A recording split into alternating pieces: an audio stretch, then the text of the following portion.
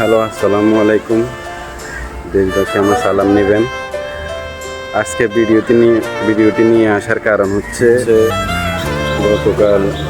গতকাল কুমিল্লা মুরাদনগরে একটা লজ্জাজনক ঘটনা ঘটে। আমরা দেশবাসী আবারও লজ্জিত।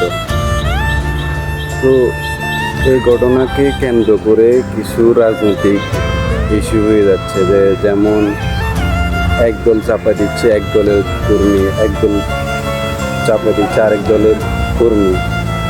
তো যে দর্শনকারী তার কোনো দল নাই, দর্শনকারী কোনো দলেরই হতে পারে না।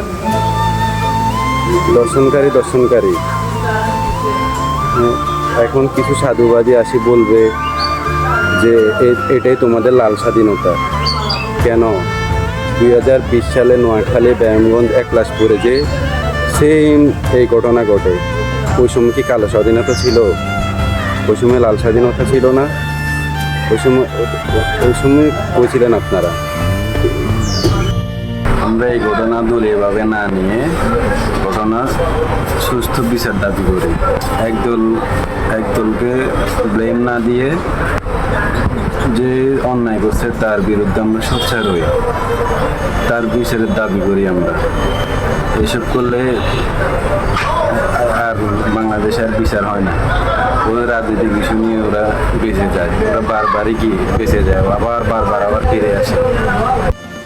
সব লাল স্বাধীনতা কালো স্বাধীনতা না করে দর্শকের বিরুদ্ধে আওয়াজ তুলুন।